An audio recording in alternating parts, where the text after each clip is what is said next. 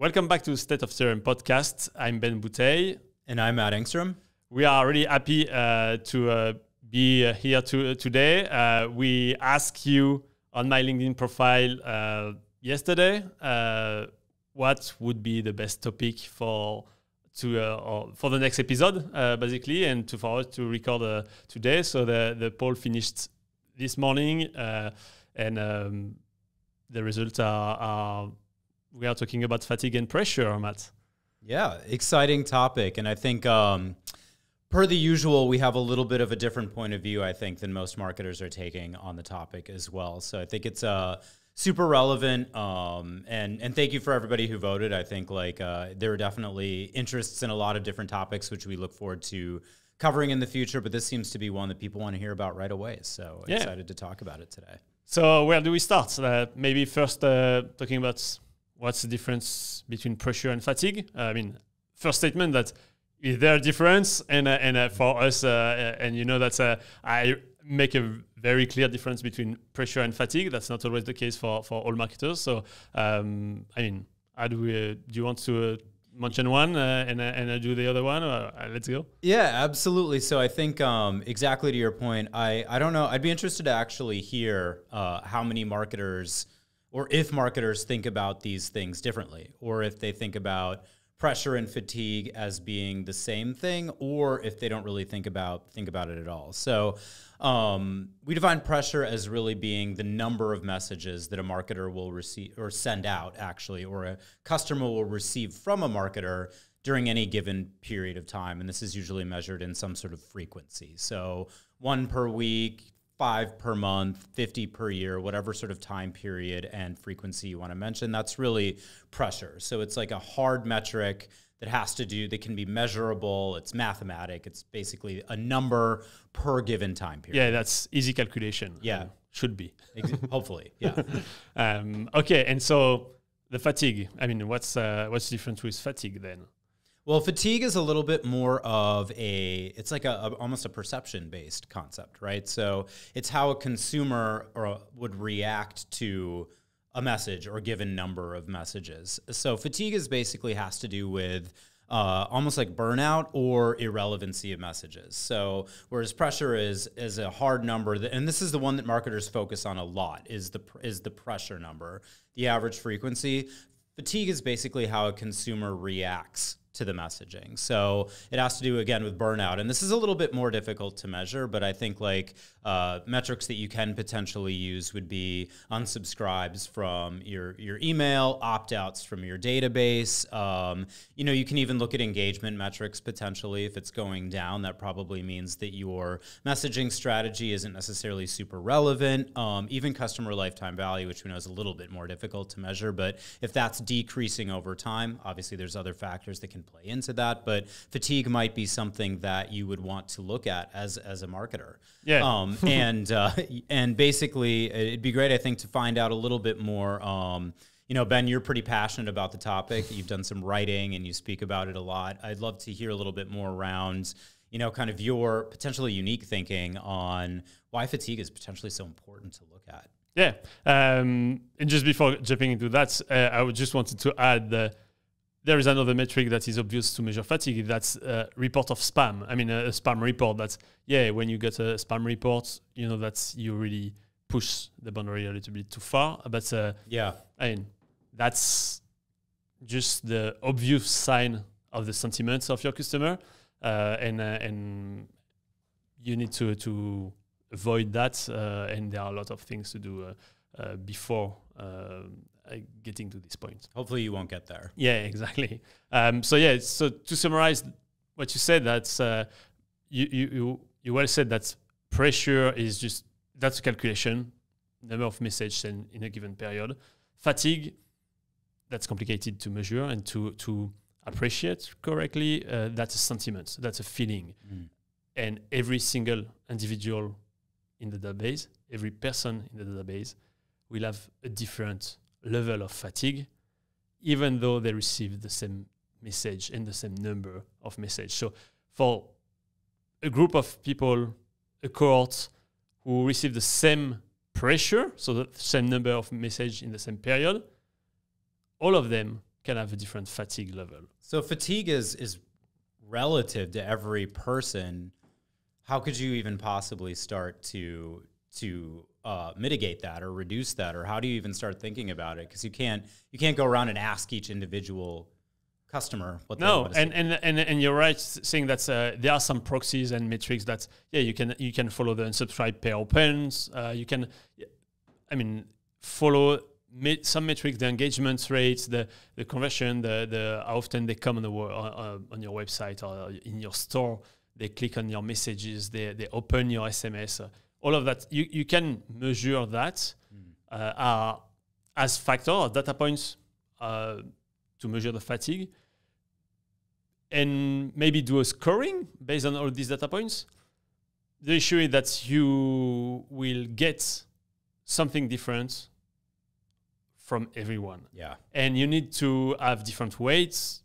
The weight from a channel to another for each individual will influence the fatigue differently. So that's very, very complex. We are talking about a lot of different touch points, data points, and making an analysis, taking action on that is super complex. Yeah, that's why also marketers that's why marketers rely more on pressure and keep looking at the pressure, because that's easy to calculate and easy to follow and easy to influence. The other side is complicated, so we have a tendency to go to the side that is easier to take action on and than the hard part. But as marketers, we need to have that in mind. We really need to have that in mind. Well, we talk a lot about treating each customer as an individual and having empathy for each customer, and which can be difficult, which we've talked about when using big data, because you're looking at averages and scores and things like that. And so, I think with pressure versus fatigue, it's sort of like the metrics that you look at rather than sort of focusing on what is the optimal frequency this week for my database to manage pressure and fatigue. It's, how do we create a better marketing campaign that can be relevant to the individual? And instead of kind of focusing on how do we prevent over messaging, how do we actually create marketing that speaks to each individual customer, which actually is possible if you think about it that way, rather than sort of like person X is, should receive 3 messages per week and person Y should get 10. And that's what you mentioned, what you're saying, that if you think about it, that's possible. But the effort, and you really need to step back to see the macro picture of it. I had a discussion this week, 3 days ago, with a marketer that's the main goal, one of the goals, at least our mission, was to increase retention. So what are the actions to lead customer to repeat purchase, to come back and in store or online to increase the number of purchase.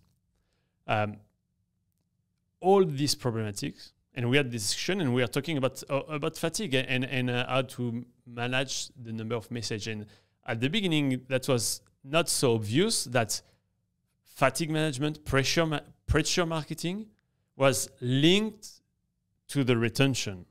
Because retention, number of purchase, how I can analyze cohorts of people who already bought 2 or 3 times, and I want them to purchase again so they can go into my super buyer that's buy more than 6 times a year.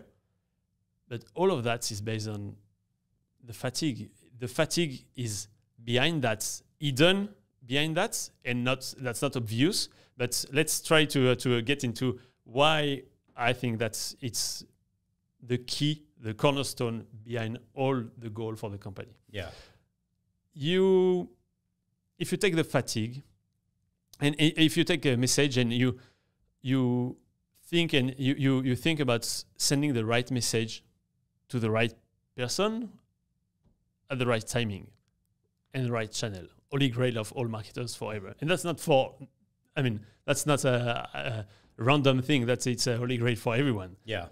The goal is really to send the right message for customer to be happy, to have a message relevant to them, and so they will better engage, get a better relationship with the brand, and repurchase and come back and build this relationship on the long term. And you build that over time. Yeah, It takes time to build it. At the end of the day, and in the case of company, there is no end of the day. That's an endless game. The company is not shutting down in 2 months or at the end of the year. That the goal is to keep increasing and improving the business year over year. So that's endless. That's really, you don't stop to that. So you build for the future of the company always and always. If you do that and you send the right message at the right time to the right person, they will come back and purchase again and again. What will influence that in a bad way is not respecting the fact that a customer is not maybe in the market. That's not his timing to purchase right now. And so as a marketer, if the marketer is not thinking about that this way,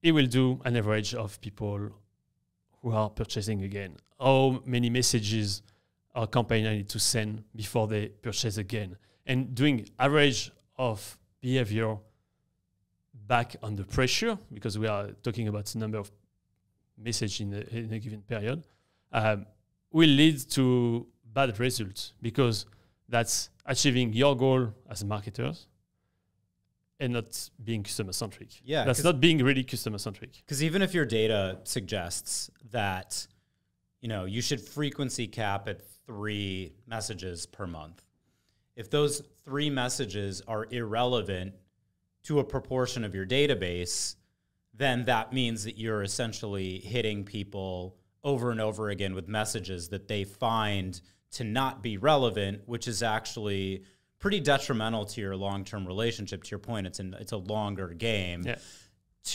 And that's hard to, once somebody has a negative perception of your brand, it's hard to win them back. So that's why like that sort of average frequency as being sort of like a proxy for what everybody in your database might want or not want is so problematic. But it's so confusing because so many marketers still not only rely on that, but advocate for it. And so I think there's this change of thinking that needs to happen. But I would say that there's probably people out there that are saying, okay, it is a long-term game, but I still have to deliver on a sales goal for this month.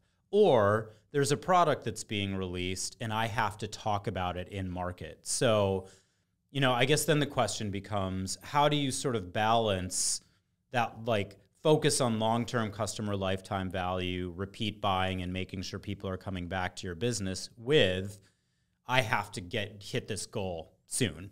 That's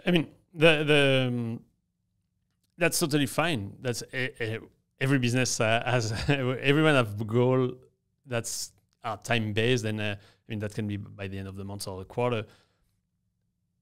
The only thing that's you need to influence, to educate internally on the fact that it's a positive loop.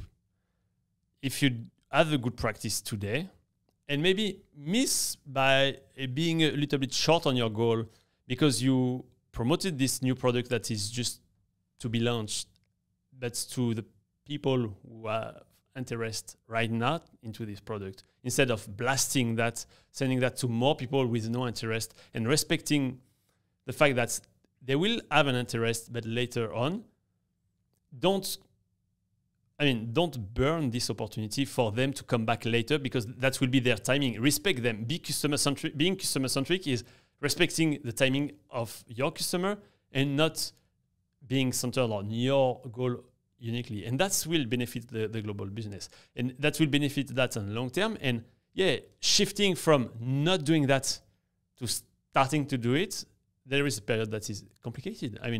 That's complicated because you need to start to build it, and to have done that in the past to benefit from it. Yeah. And I also think too, it's like, in the short term, there are customers who are going to be in a buying cycle for the product that you're pushing. So if it's also about like short-term goals, it's making sure that it's not just saying I have a new shoe, everybody is going to want to buy it, I need to make money from this now. It's about that empathy piece where relevancy comes into play, where you could potentially meet those short-term goals by messaging to the customers who are ready to buy now and saying it's okay that this proportion of my database is not yet ready.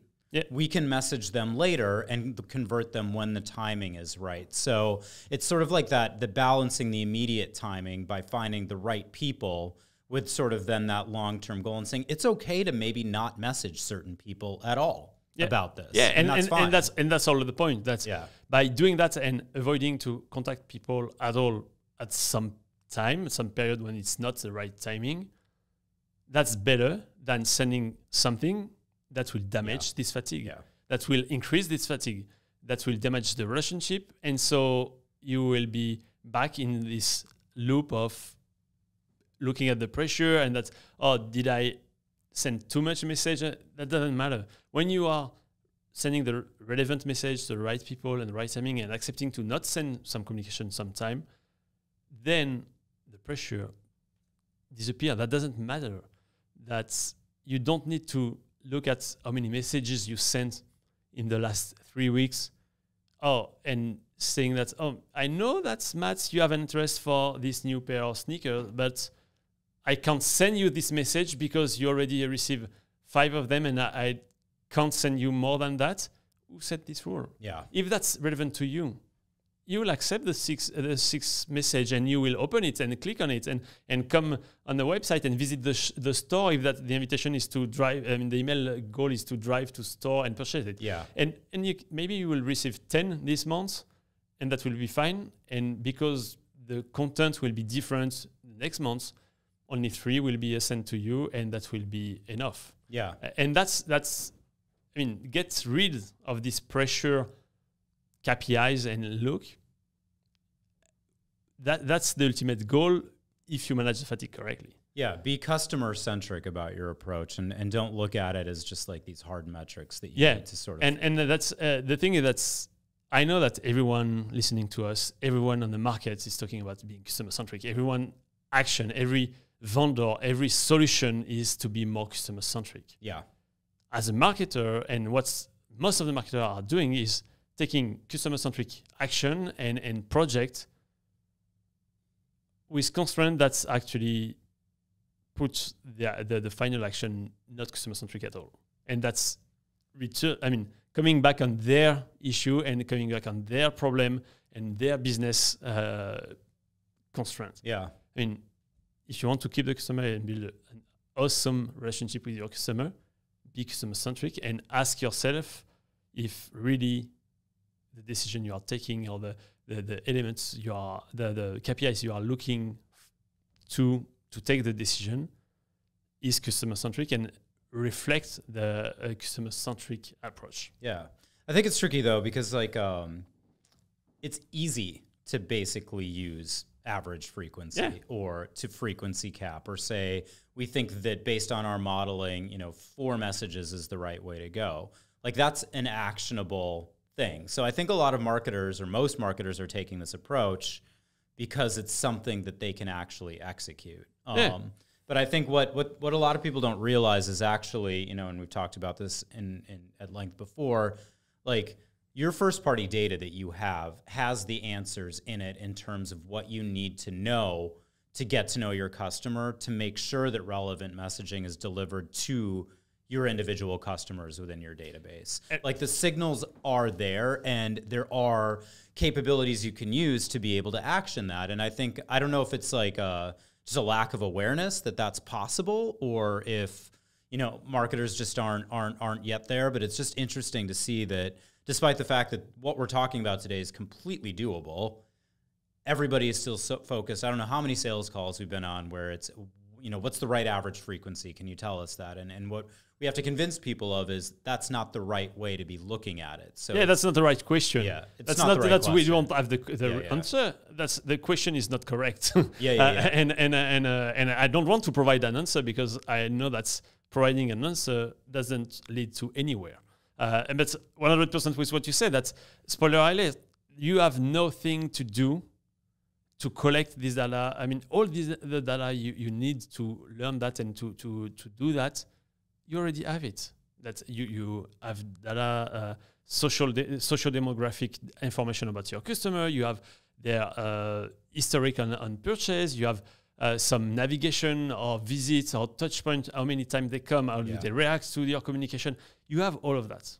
And that's the mix of all these data points that will help you to do a real customer-centric approach and delivery, actually. And yeah, I mean, again, nobody said that it was easy to do. That's the first step. And if there is one takeaway today, that's think when you are looking to pressure or fatigue or talking to someone, to your management, to your team, if you are a CMO, head of CRM, CRM director, CRM manager, whoever you are talking in your team, and that can be your manager, your peers, don't use fatigue for pressure or pressure for fatigue. Just start by thinking about that and trying to educate to think about that when you say, okay, what's the pressure? How many messages we sent?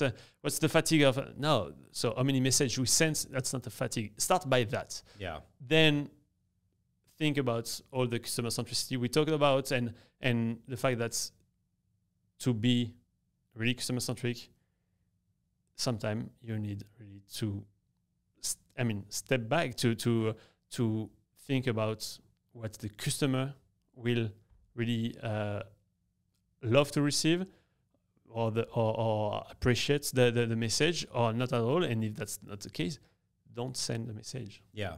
And I would challenge the folks listening to this podcast to actually, bring this up in a meeting or bring this up with their boss and actually ask some of these questions. And maybe even pose a question like, why do you think average frequency is going to get you what you want when you can do X, Y, and Z, and start to change your thinking a little bit. I think if we change one marketer's mind from this podcast, I would consider it a success. That make me think something else we talk in the when we were gathering our ideas is that all this time spent looking at what's the pressure, building cohorts of group of people who receive 3, 5, 10 communication messages and saying, okay, all this time spent on this analysis, just challenge it to do what? What's the outcome? So you have group, you know that you have group of people who receive different number of messages. Fine. But you mentioned that, Matt, that in the same cohort of people who received 5 messages, did they actually receive the same content? That's the first question. That's no. Oh, so you need to break down that again. And that, to end up in a dead end in terms of learning, of action, what are the action you will take from this analysis or reading? Save this time. Ask you the question first, and the conclusion might be there is not a lot to do from here, and then save this time and take time to talk about that with your peer. Revise, challenge the action you already have that are flagged as customer-centric journeys or action or campaign. And are they really customer-centric? Are they really? I am forcing some people to receive message anyway with some customer-centric information because we pushed an information about what they like in terms of category because they just navigate on the website last week on that category. That's not being customer-centric. Yeah. And is the outcome really even measurable, to your point? Yeah. If you're taking 2 groups of people and comparing them along a same level of frequency, even if the messages are the same, it's going to be relevant to some, but not relevant to others. But your averages aren't going to pick up on message relevancy because, to your point, going back to the beginning, that is a sentiment. So it is not something that you can pick up in an average number. So again, I'm hoping that maybe today we changed a mind or two, but we would definitely be happy to hear your thoughts on it, or if you have had any conversations after this podcast that are sort of along these lines, love to kind of hear how they went. Yeah, and if you want to talk about it with us, we are happy to do that on the podcast, on one-to-one on LinkedIn, wherever you want. I'm really happy to have this discussion. I mean, we are passionate about it, so don't hesitate to reach out. Yeah, absolutely. Well, thank you everybody for tuning in today. It's definitely a topic that people have been very vocal about wanting to hear. So we hope you enjoyed it. And again, please make sure you comment or like, and also if you have any questions or want to chat, as Ben said, please reach out. Thank you, and talk to you later. Talk to you later. Bye-bye.